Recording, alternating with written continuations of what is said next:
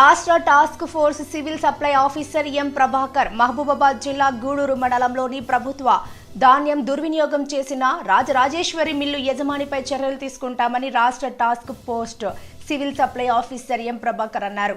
మంగళవారం మహబూబాబాద్ జిల్లా గూడూరు మండలంలోని అప్పరాజుపల్లి గ్రామంలో ఉన్న రాజరాజేశ్వరి మిల్లును జిల్లా అధికారులతో కలిసి ఆయన ఆకస్మికంగా తనిఖీ చేశారు. ఈ సందర్భంగా ఎం ప్రభాకర్ మాట్లాడుతూ 2022-23 రబీ సీజన్లో అదేవిధంగా 23-24 ఖరీఫ్ సీజన్లో రాజరాజేశ్వరి మిల్లుకు ధాన్యం ఇచ్చామని, మా రికార్డు ప్రకారం 2022-23 మేమిచ్చిన ధాన్యం ఇచ్చామని, ఇప్పటి వరకు రాజరాజేశ్వరి మిల్లు నుండి ఒక బియ్యపు గింజ కూడా మాకు అందజేయలేదని, దీనికి సంబంధించిన ధాన్యాన్ని పరిశీలించగా ఆ ధాన్యం మిల్లులో లేదని, దానిలో ఉన్న ధాన్యాన్ని పరిశీలించగా అది 2022-23 రబీకి సంబంధించిన ధాన్యం కాదని, 2022-23 ఖరీఫ్కు సంబంధించిన ప్రభుత్వ ధాన్యం 9,56,73,000 విలువ చేసే ప్రభుత్వ ధాన్యం రైసు మిల్లులో కనబడకపోవడంతో షాక్ గురయ్యారు.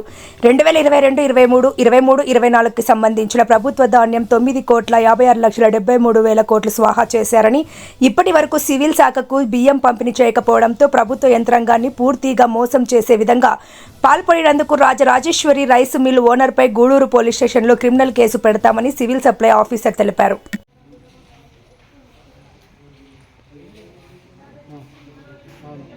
ఒకసారి చూడరా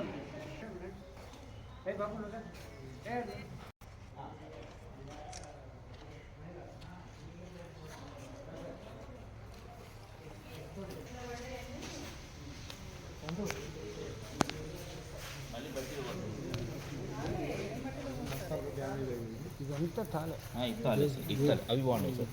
దేనికి ఉంటాయి.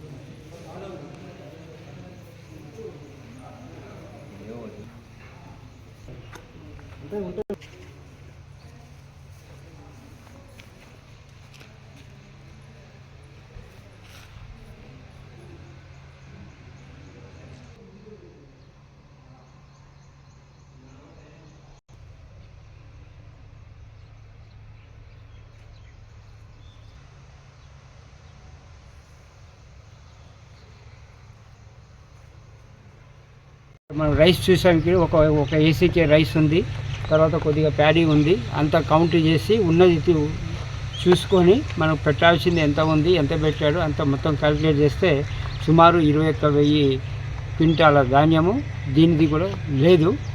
22-23 రబీకి సంబంధించినటువంటి ధాన్యం విలువ మనకు 4,14,97,000 ప్లస్ 23-24 ఖరీఫ్కి సంబంధించింది కూడా 5,41,76,000.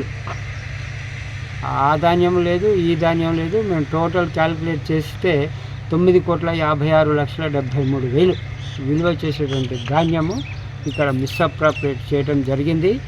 ఈ మిల్లు యాజమాన్యం మీద బుక్యా నవీన్ వీళ్ళ మీద ఈరోజు మేము కన్సర్న్ గూడూరు పోలీస్ స్టేషన్లో ఈ ప్రభుత్వ ధాన్యాన్ని దుర్వినియోగం చేసినందుకు, అది కూడా 9 కోట్ల పైన చూపుకున్నది, చాలా పెద్ద మొత్తంలో ఉంది. కాబట్టి ఈరోజు వాళ్ళ మీద క్రిమినల్ చర్యలకు యాక్షన్ తీసుకోమని కేసు నమోదు చేయడం జరుగుతుంది.